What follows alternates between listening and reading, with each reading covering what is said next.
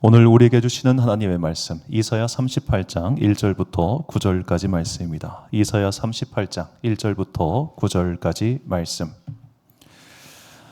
화면이 준비되어 있으니까 앞을 보시고 저와 함께 한 절씩 교독하시겠습니다. 그때 히스기야가 병들어 죽게 되니 아모스의 아들 선지자 이사야가 나아가 그에게 이르되 여호와께서 이같이 말씀하시기를 너는 내 집에 유언하라 내가 죽고 살지 못하리라 하셨나이다 하니 히스기야가 얼굴을 벽으로 향하고 여호와께 기도하여 이르되 여호와여 구하오니 내가 주 앞에서 진실과 전심으로 행하며 주의 목전에서 선하게 행한 것을 기억하옵소서 하고 히스기야가 심히 통곡하니 이에 여호와의 말씀이 이사야에게 임하여 이르시되 너는 가서 히스기야에게 이르기를 내 조상 다윗의 하나님 여호와께서 이같이 말씀하시기를 내가 내 기도를 들었고 내 눈물을 보았노라 내가 내 수완에 15년을 더하고 너와 이 성을 아수르 왕의 손에서 건져내겠고 내가 또 이 성을 보호하리라. 이는 여호와께로 말미암는 너를 위한 징조이니 곧 여호와께서 하신 말씀을 그가 이루신다는 증거이니라. 보라 아하스의 해시계에 나아갔던 해 그림자를 뒤로 10도를 물러가게 하리라 하셨다 하라 하시더니 이에 해시계에 나아갔던 해의 그림자가 10도를 물러가니라. 함께 있습니다. 병들었다가 그의 병이 나은 때에 기록한 글이 이러하니라. 아멘. 히스기야 겸손하지 못한 사랑이라는 제목으로 하나님의 말씀 선포하겠습니다. 우리 교회가 이곳에 들어온 지 이제 공사를 시작한 지는 딱 1년 됐습니다. 공사를 시작하면서 저쪽 바깥 베란다에다가 현수막을 4개를 달았습니다. 그 위에 추가 달아가지고 총 현수막을 그동안 5개를 달았습니다. 그런데 제가 현수막을 갖다 건든 적도 없고 가서 무언가를 한 적도 없는데 바람이 부는 것만으로 결국 그게 다 사가가지고 지난주 화요일이죠. 지난주 화요일에 드디어 마지막 한 개가 부지직 하고 찢어졌습니다. 자, 저는 이 현수막을 보면서 큰 깨달음을 얻었습니다. 우리가 가만히 있으면 나가리 됩니다. 나는 특별히 세상을 살면서 누군가에게 험담한 적도 없고 욕한 적도 없고 사기를 친 적도 없고 그런데 왜 우리 보고 죄인이라고 하는 걸까요? 가만히 있으면 세상의 때가 덕지덕지 묻어있기 때문입니다. 현수막을 그냥 1년 동안 가만히 놔둔 것만으로도 걔네가 제가 치우는데 더럽기가 정말 한량 없더라고요. 우리가 매주 주 앞에 나와서 예배를 드리는 이유가 바로 여기에 있습니다. 나는 아무렇지 않은 것 같습니다. 나는 멀쩡한 것 같습니다. 그런데 이미 내가 6일 동안 그들과 함께 어울렸다는 것만으로도 나의 입술, 나의 생각, 나의 눈빛이 굉장히 세상적인 사람이 될 수밖에 없다는 겁니다. 예전에 제가 다른 지역, 정확히 평택에서 부목사로 있을 때 그때 마침 교회가 재개발 때문에 교회가 이전해가지고 공사 현장에 어쩔 수 없이 감독으로 들어가야 됐어요. 그때 이제 재개발 지구다 보니까 언제까지 이사를 해줘야 돼요. 조합에 약속을 했기 때문에. 그러면은 그쪽 새로 이전할 부지에 가가지고 공사가 빨리빨리 진행되도록 계속해서 푸시를 해야 돼요. 진짜 일하네요. 와, 점심 먹고 땡이야. 아침에 슬슬 나와서 일하기 시작하다 점심 다 먹고 그다음부터 담배 후 피면서 그다음부터 일을 안 해. 가만히 있어. 그러면 어떻게 해야 됩니까? 정말 목사로서 하기 싫은데 욕을 하고 이래야 샵샵샵 거리면서 그 일을 하기 시작하더라고요. 그분들과 함께 있다 보니까 제가 탈탈 털리는 것 같았어요. 힘들더라고요. 이렇게 같이 있다 보니까 제 눈빛, 제 말투가 제가 그분들을 비하하는 게 절대 아니라 노가다꾼처럼 되더라고요. 우리가 세상을 산다는 게 그렇습니다. 그렇죠? 같이 있다 보면 어느샌가 물들어 있습니다. 어느샌가 가치관이 글류가 있었습니다. 그렇기 때문에 내가 여기에 쉽게 물들 수 있구나. 그러지 않기 위해서 이렇게 살아야 하는구나. 이런 것들을 성경을 통해서 배워야 한다는 것이죠.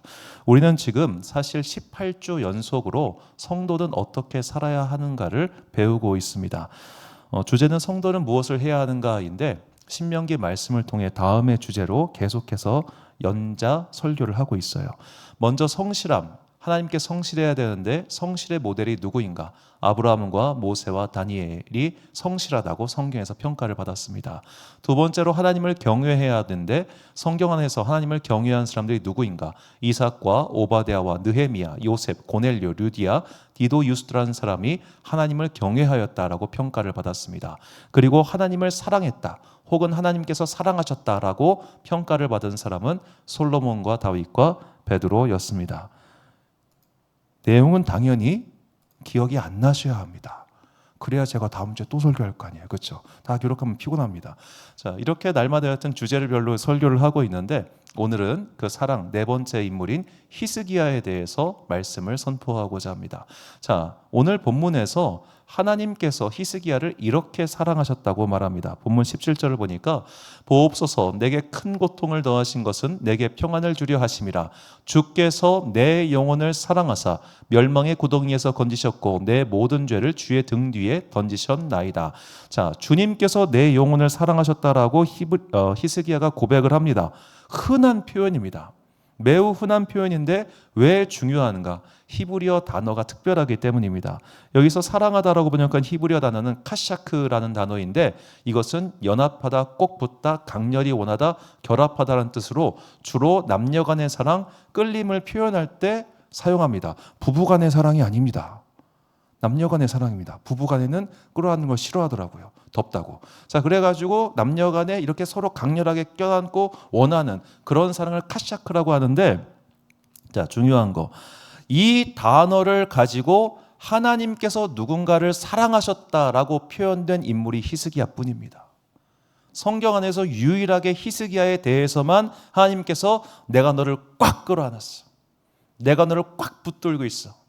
정말 남자 여자가 서로 사랑하는 연인이 붙들고 안 놓듯이 꽉 붙들고 있어라고 그렇게 표현을 하셨습니다. 왜 그런 표현을 하셨을까요? 오늘 우리 설교는 이 질문에서 출발합니다. 먼저 히스기야라고 하는 사람이 살았던 시대에 대해서 우리가 간단히 살펴볼 필요가 있습니다. 히스기야라고 하는 사람은 그의 이름의 뜻은 여호와께서 그를 강하게 하신다고, 그가 활동했던 연대는 대략 기원전 8세기경입니다. 그의 아버지는 아하스라는 사람인데 이 아하스에 대해서는 뒤에 자세히 설명해 드리겠습니다. 그의 통치 기간 동안 일어난 중요한 사건은 북이스라엘이 멸망한 것과 아수르가 침공한 이 두 가지 사건입니다. 그리고 아수르를 멸망시킨 것은 북이스라엘을 멸망시킨 것은 아수르이기 때문에 결국 이 아수르, 학술명은 아시리아라고 하는 나라가 그의 통치에 있어 매우 중요한 배경이 됩니다. 자, 이렇게 이게 그 당시 아시리아 제국의 영토와 침공 루트였는데요. 이들이 이 메소포타미아 전체를 장악하고 이제 그들의 마지막 목표인 북아프리카 일대를 점령하기 위해서 이스라엘을 통과해야 됐습니다. 그래서 3년 동안 사마리아를 포위해서 함락시킨 다음에 그 다음에 이제 예루살렘을 포위해서 공격하려고 했던 겁니다. 예루살렘만 멸망시키고 나면 이제 그들이 이집트까지 가는데 걸림돌이 없었지요. 그래서 유다의 모든 서급을 다 점령한 다음에 마지막으로 예루살렘을 둘러싸고 그들을 함락시킬 그 직전이었습니다.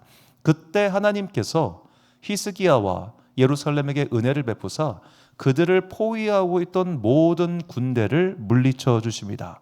자, 이 사건은 포위당했던 예루살렘을 하나님께서 아수르 군대를 물리쳐 주신 이 사건은 구약 성경 세 군데에서 기록이 다음과 같이 나옵니다. 열왕기하 19장 35절, 역대하 32장 21절, 그리고 이사야 30장 36절인데 제가 노란색 부분만 읽어드리겠습니다. 아수르 진영에서 군사 18만 5천 명을 친지라. 아수르 왕의 진영에서 모든 큰 용사와 대장과 지휘관들을 멸하신지라. 아수르 진중에서 18만 5천인을 쳤으므로.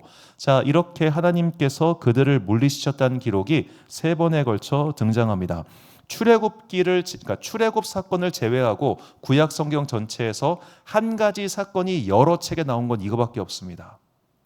그 정도로 대단한 사건이었고 놀라운 기적이었습니다. 어마어마한 일이 벌어진 겁니다. 이런 어마어마한 일을 하나님께서 히스기야를 보시고 사실상 해주셨다 해도 과언이 아니죠. 왜 이렇게 하나님께서는 히스기야를 선대하시고 그를 사랑해 주셨을까? 히스기야가 하나님을 열렬하게 사랑했기 때문입니다.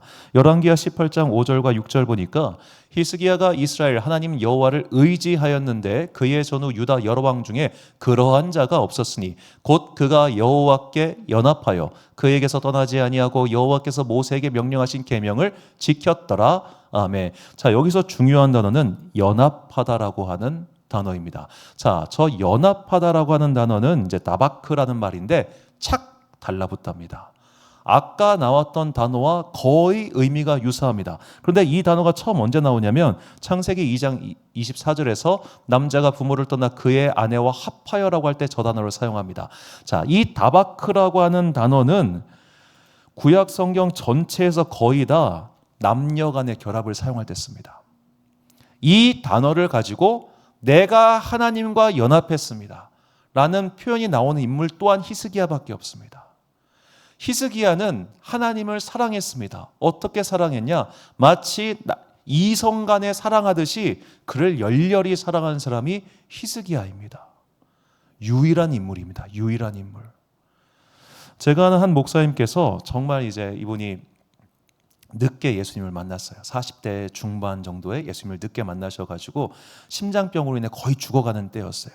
주님, 나 한 번만 살려주시면 제가 주님을 위해 열심히 살겠습니다 하셔가지고 이게 병이 나음받고 그 다음부터 깊은 주님과의 교제를 하셨어요.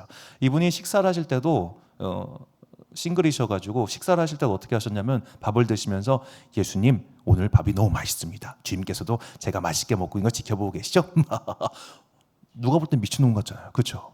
근데 그분에게는 정말로 성령님께서 지금 나와 함께 하시고 주님께서 나와 함께 하신다는 이 확신과 체험이 너무 분명했던 거예요.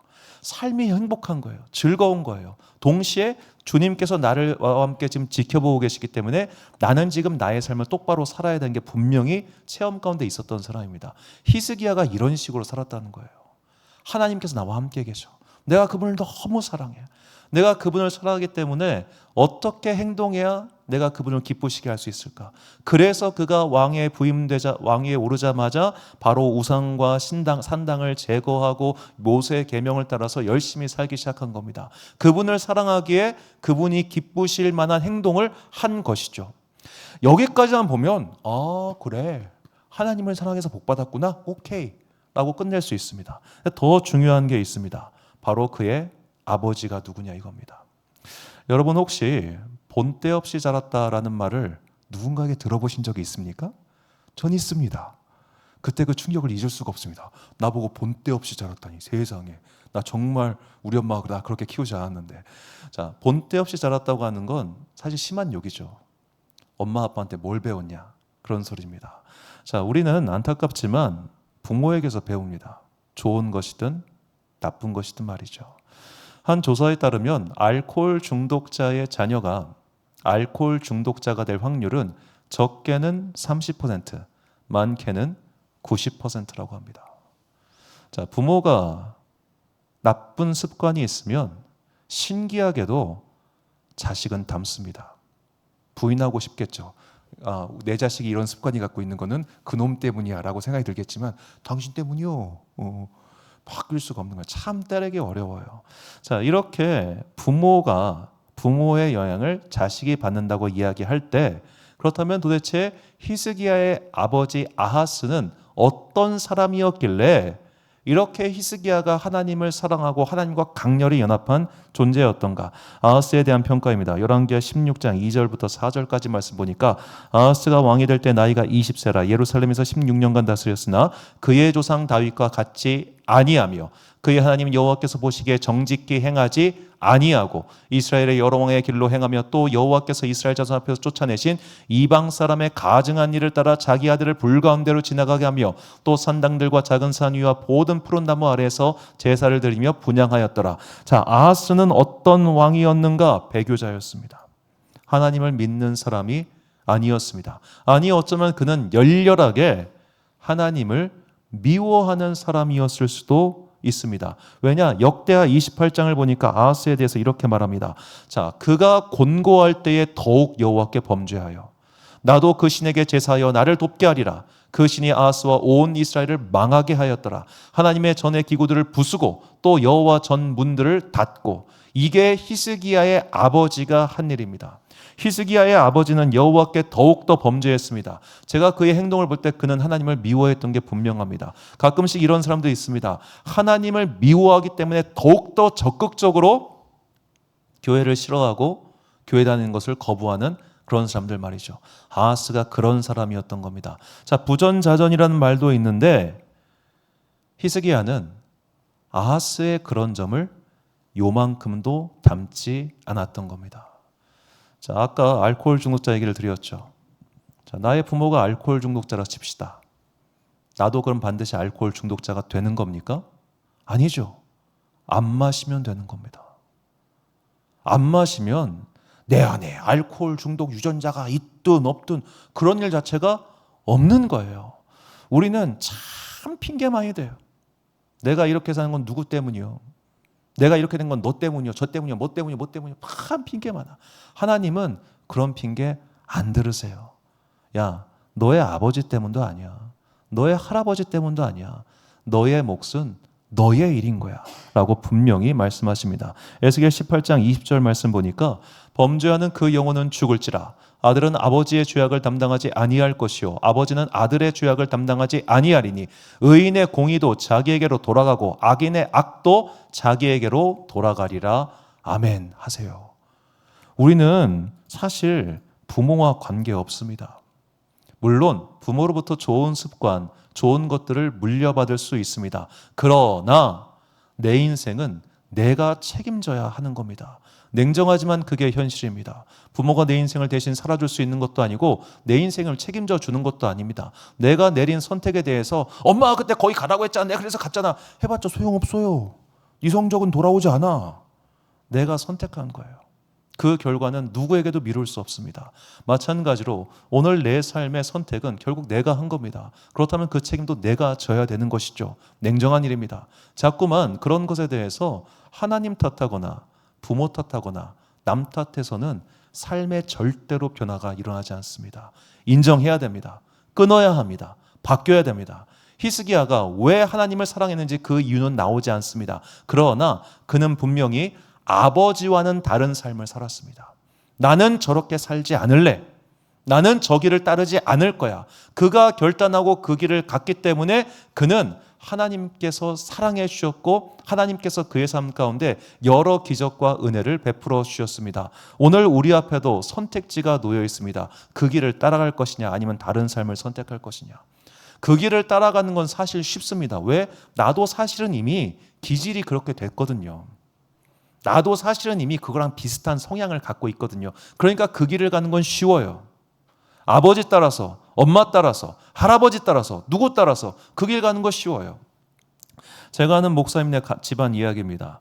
그 목사님네 집안이 할아버지 때부터 양조장을 하셨대요. 양조장이 술 만드는 데 맞죠?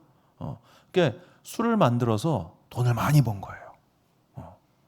그런데 그렇게 해서 일제시대 때부터 양조장을 했다고 하니까 그렇게 해서 돈을 많이 벌어가지고 이 목사님의 아버지가 축첩을 하셨어요. 부인이 셋이었어요. 자녀가 21명이었고 어마어마하죠. 그래도 이 목사님은 정실자녀였어요. 다행히. 그런데 자, 그런 아버지를 보고 자랐으면 자식들이 어떻게 되겠습니까? 망나니가 돼야죠. 그런데 그 7남매 중에 망나니가 없어요. 왜냐? 그 어머니가 7남매 되고 집을 나와버렸거든요. 그 막내 아들 그 3개월 때 더 이상 이 집에서 이게 있다가는 왜냐면은 첫째 부인과 둘째 부인이 같이 있면서 막 이렇게 살고 있었던 거예요. 완전 이제 좀 막장이지. 그러다 보니까 야 이건 아니겠다 싶어가지고 그분이 결단하고 나온 거예요. 결단하고 나서 어디로 갔느냐? 서울의 교회에 사택도 아니고 그냥 관리 집사들 머무는 숙소 거기서 7남매를 키웠어요. 돈 하나도 없이 쩔쩔쩔 가난하게 살면서 결단을 내린 겁니다. 어렵지만 그거를 끊어낸 겁니다. 그러니까 그들에게 새로운 삶이 펼쳐져 가지고 지금은 다 잘 사세요. 완전히 새롭게. 반면에 그 동네를 떠나지 않고 그 아버지와 함께 살았던 형제분들은 어디서 뭘 하는지도 몰라요. 제가 그분 장례식 때 가가지고 다 봤거든요. 그 형제들. 참 재밌더라고. 그때는 비록 어려웠지만 끊고 나오니까 새 길이 열려요. 그런데 그때 끊고 나오지 않고 가만히 있으니까 나중엔 너무 큰 차이가 나더라고. 내 인생은 누가 책임져 주는 게 아닙니다. 우리는 오늘 결단해야 됩니다. 어떤 길을 선택할 것인가. 자꾸만 이거 핑계 저거 핑계 대지 마시고 결단하십시오. 하나님의 편에 설 것인가, 아니면 나 몰라, 나 그냥 이대로 살래 하고 살다가 나중에 이대로 가요. 그러니까 결단하고 생명의 길을, 좋은 길을 택하시기 바랍니다. 결단의 말씀 시편 91편 9절과 14절 함께 봉독하겠습니다. 시작. 내가 말하기를 여호와는 나의 피난처시라 하고 지존자를 너희의 거처로 삼았으므로 하나님이 이르시되 그가 나를 사랑한즉 내가 그를 건지리라. 그가 내 이름을 안즉 내가 그를 높이리라. 아멘. 히스기야는 하나님을 사랑했습니다. 그렇기 때문에 하나님께서 그를 삶의 여러 위기 가운데서 건져 주셨습니다. 이런 기적과 은혜가 우리 모두에게 임하기를 예수님의 이름으로 축원합니다. 자, 여기까지가 전반부, 이제 후반부 시작하는데, 자, 여기서 히스기야의 사랑이 끝났으면 좋았을 거예요. 예쁘게, 아름답게, 은혜롭게 했으면 좋았을 텐데, 문제는 2부부터 시작해요. 자, 아까도 잠깐 기도 때 말씀드렸지만 우리가 정말 믿음 생활에 있어서 경계해야 될 때는 언제냐? 삶이 곤고할 때가 아닙니다. 이상하게 삶이 곤고하고 힘들고 낙심되고 어려운 일이 많으면 하나님 붙들고 어떻게든 일어서게 돼요. 문제는 일어선 다음에 평안해요, 살만해요, 조용해요 하면은 그때부터 딴짓해요. 히스기야가 딱 그런 케이스였습니다. 자, 히스기야가 그의 삶에서 매우 크게 받았던 기적은 크게 두 가지입니다. 아수르의 군대 18만 명이 하루아침에 몰살당해서 그가 구원받은 것이고, 개인적으로는 그가 병이 고침을 받고 그의 수명이 15년 연장된 것입니다. 이것은 매우 특별한 은혜였습니다.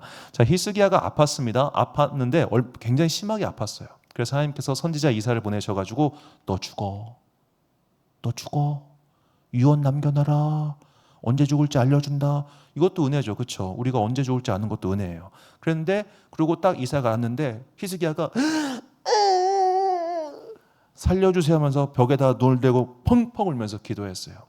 그가 기도한 지 채 1시간도 되지 않아서 하나님께서 그의 기도에 응답해 주셔가지고 이사야를 다시 보내셔서, 야, 내가 네 기도 들어줬다. 네 수명은 15년 연장될 것이고, 그리고 내가 그 증거로 해가 10도 뒤로 물러가게 해주겠다라고 약속을 해줬습니다. 자, 그 고대 사람들이 볼 때 해가 10도 물러간 것은 물러갔나 보다라고 생각하지만, 자, 오늘날 우리의 시선을 보십시오. 지구가 자전과 공전을 합니다. 지구가 빠꾸한 겁니다. 멈춘 겁니다. 자, 얘가 한번 저도 유튜브 쇼츠를 봤는데 과학 영상에서 지구가 자전을 멈추면 어떻게 될까요? 얘가 지금 엄청 빨리 돌고 있잖아요. 딱 멈추면은 우당탕 쿵탕쿵탕 하면서 막 지반이 무너지고 파도가 치고 여기가 생태가 다 붕괴돼 버릴 사건입니다. 자, 하나님께서 그런 일이 일어나지 않도록 지금 전 우주적인 사건을 일으켜 주신 거예요. 누구를 위해서? 히스기야를 위해서. 어마어마한 개인적인 기적을 그가 체험한 겁니다. 여기서부터 위기가 시작됩니다. 자, 우리가 하나님의 기적, 하나님의 은사를 깊이 그리고 많이 체험하면 정말 좋은데, 문제는 그 다음에 와요. 뭐가 오냐? 교만이라는 놈이 찾아오더라고요.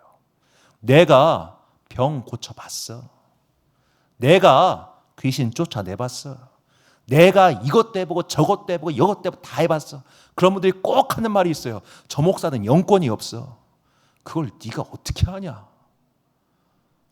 정말 판단하고 정죄하고 심판하고, 쟤는 저래서 안 돼, 기도는 저렇게 하면 안 돼, 이 교회는 이래서 안 돼. 맨날 그 말. 왜 그래요? 내가 체험해 봤거든요. 내가 누려봤거든요. 그러니까 이게 막 뿜뿜이 올라와가지고 모든 걸 평가하고 재단하고, 그 다음에 어떻게 되느냐? 하나님의 말씀을 갖다 대도 그분은 받아들이지 않더라고요. 내 경험, 내 체험이 하나님의 경고, 하나님의 말씀보다 위에 있는 사람들, 그 사람들의 끝이 어떻게 되느냐? 문선명, 한학자, 이만희, 이렇게 되는 겁니다. 그런 사람들의 끝입니다. 그런 대부분의 사람들, 그 한때 다큐멘터리 아주 크게 인기를 끌었던 금산이 나온 최대의 영웅 정명석 씨 JMS, 여러분 이 사람이 신촌을 중심으로 활동을 합니다. 처음에. 그런데 왜 그렇게 사람들이 많이 몰려들었냐?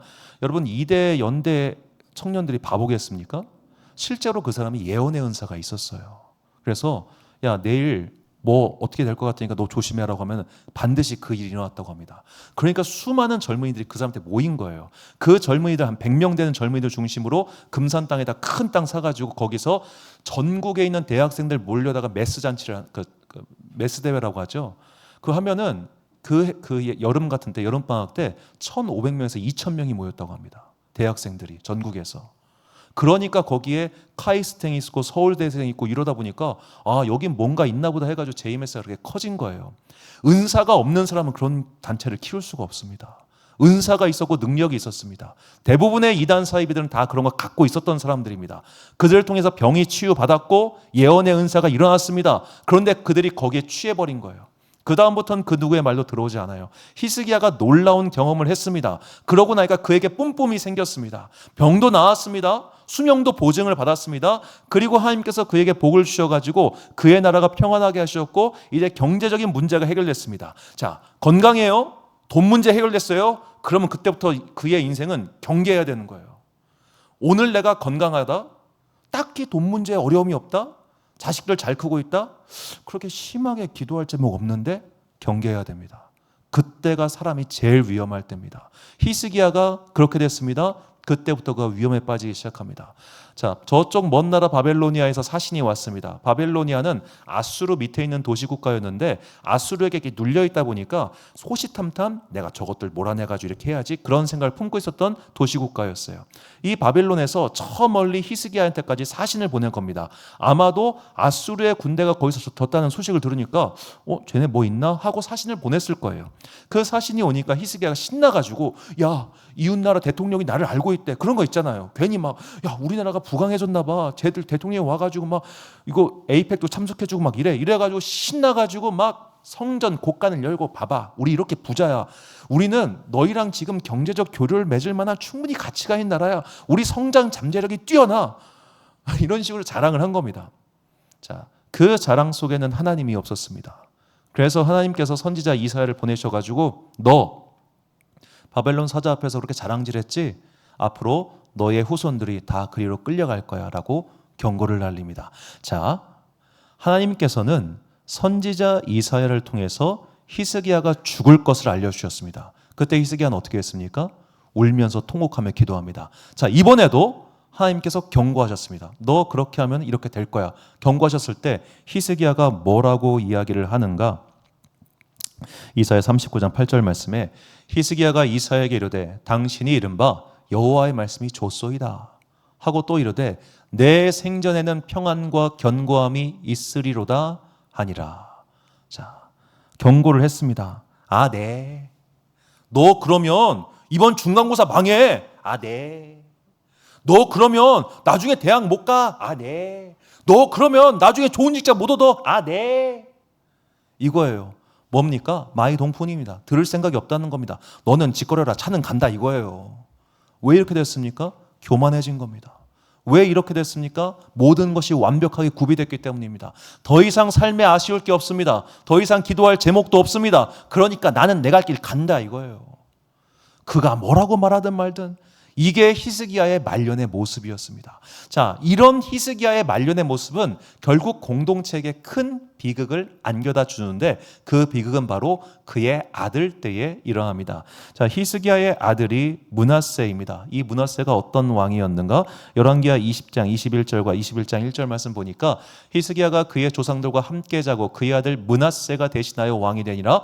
므낫세가 왕이 될 때 나이가 12세라. 예루살렘에서 55년간 다스리니라. 자, 12세. 아까 히스기야의 수명이 몇 년 연장됐죠? 15년. 그러면 므낫세는 언제 태어난 아이인가? 히스기야가 평안하고 교만하고 더 이상 하나님의 말씀이 귀에 들어오지 않을 때 그때 태어난 아이입니다. 그때 태어난 아이가 55년 동안 유다를 다스리면서 하나님의 분노가 하늘 끝까지 쌌습니다. 내가 므낫세의 죄로 말미암아 너희에게 내릴 벌을 취소하지 않겠다라는 표현이 이후 열왕기 하에만 3번 등장합니다. 하나님께서 요시야가 정말 열심히 잘했거든요. 취소할 생각이 없으셨어요. 왜? 므낫세의 죄악 때문에. 그 정도로 55년 동안 나라를 망가뜨린 인물이 므낫세입니다. 자, 우리는 여기서 기도의 중요한 힌트를 얻어야 됩니다. 이 간구가 이루어지는 것이 정말 옳고 좋을까요? 이 간구가 이루어지는 것이 정말 옳고 좋은 것일까? 자, 우리가 건강하길 바랍니다. 그런데 건강해가지고 나쁜 짓 할 거면 병든 게 낫지. 우리는 돈이 많기를 원합니다. 저도 돈 많기를 진심으로 기도하고 있습니다. 그런데 그 돈 갖고 나쁜 짓 할 거면 없는 게 낫겠죠. 내 삶이 평안하기를 항상 기도합니다. 저도 여러분들이 모두 다 행복하고 평안하기를 매일매일 기도하고 있습니다. 매일매일 기도합니다. 멀리 출퇴근하시는 분들 기도하고 항상 기도합니다. 그런데 그 평안함 때문에, 그 평안함이 독이 돼서 그것 때문에 나태해지고 교만해진다면 차라리 위기가 항상 항주하는 게 낫겠죠. 히스기야가 평안했습니다. 그의 기도가 이루어졌습니다. 그 결과 그의 삶도 말년이 아쉬웠고 그의 아들은 더군다나 최악의 왕이 되었습니다. 저는 이런 비유를 들고 싶습니다. 자, 우리가 눈앞에 신호등이 있어요. 갈 일이 바빠. 기도를 합니다. 주님, 빨간불이 파란불 빨리 되게 해주세요. 빨리요. 기도하고 있습니다. 그런데 우리가 지금 보지 못하는 그 다음 사거리에 과속 차량이 이러고 가고 있습니다. 다다다다다다 하고. 만약 하나님께서 그 기도를 들어주셔서 파란불이 떨어지고 내가 쉥 하고 가면은 그 다음 사거리에서 그 차량 부딪힐 겁니다. 지금 나는 그게 보이지 않는 것뿐이죠. 하나님은 근데 위에서 보고 계시기 때문에 위에서 보고 있으면 보이잖아요. 이거 딱 계산상 지금 얻어맞을 타이밍인데 야, 그러면 안 돼. 안 들어줘. 하나님이 안 들어주시는 것도 복입니다. 지금 내가 이거 해주세요. 저거 해주세요. 했는데 그 결과가 나중에 어떻게 될지 어떻게 알아요? 제가 알고 있는 가장 공부 잘했는데 가장 그 불행한 집안이 있어요. 아들이 서울대 의대를 나왔어요. 동생이 서울대 약대를 나왔습니다. 남편도 의사고 병원장이고 부인은 간호사 출신이신데 많이 맞으셨어. 아유, 남편 못됐어 진짜. 아유, 여러분 의사랑 결혼하지 마요. 못됐어. 직업 비하 나오시 큰일 났다. 자, 하여튼 좀 불행하게 사셨어요. 어렵게 사셨는데 아들들이 참 착해. 아빠가 맨날 그 엄마 때리고 막 못된 짓 하니까 아들들이 엄마 편 딱 붙어가지고 우리 엄마 건드리지 마 해가지고 일부러 막 아빠한테 보란 듯이 공부 열심히 해가지고 좋은 대학 가고 했어요. 둘이 사이 굉장히 좋아. 엄마 아들 둘이 사이가 그렇게 좋아. 아빠는 맨날 술 먹고 나가 노느라고 정신이 없고. 여하튼 그런 집안이었는데 서울대 의대를 가가지고 어떻게 됐냐, 같은 의대 커플을 만났어요. 의사 커플 너무 좋겠죠, 그렇죠? 보기 좋잖아, 너무 좋잖아. 그런데 그 며느리가 들어오고 나서 형제 사이가 갈라졌어요. 돈 문제 때문에. 그렇게 사이좋던 두 형제가 누구나 부러워할 만한 학벌과 재력을 가진 물론 그거 말고 다른 이유가 있겠지. 저도 그냥 자세한 거는 그냥 건네서 본 거니까 다른 이유가 있겠지만 적어도 표면적으로 봤을 때는 그 결혼 이후 그 집안 식구들은 이전보다 훨씬 나빠졌어요. 그런 일 진짜 많습니다. 오늘 내가 바라는 소원이 이루어지니까 하나님이 나를 사랑하시겠다 이렇게 생각하지 마십시오. 오히려 그것은 경고일 수 있습니다. 반대로 오늘 내가 드린 기도가 이루어지지 않는다고 해서 낙심하거나 실망할 것도 없습니다. 오히려 이 일로 인해 내가 더 빨리 갈 수 있고 더 좋은 일이 생길 수도 있는 겁니다. 인생은 끝까지 살아봐야 됩니다. 그리고 그 끝은 반드시 하나님 나라를 가봐야 알 수 있는 겁니다. 그래서 시편 기자도 말하잖아요. 내가 여호와의 성회에 들어간 이후에야 이 일들을 다 깨달았다. 우리가 천국에 가서 내 인생 돌아봐야 그때 이유를 알겠다는 겁니다. 주님, 내가 왜 그때 그거 망했나요? 주님, 왜 그때 그거 안 들어주셨나요? 주님, 내가 그때 그렇게 기도하고 그렇게 간구했는데 왜 그 소망을 들어주지 않으셨나요? 여러 가지 이유들이 있겠지만 그때 가면 다 알게 된다는 거예요.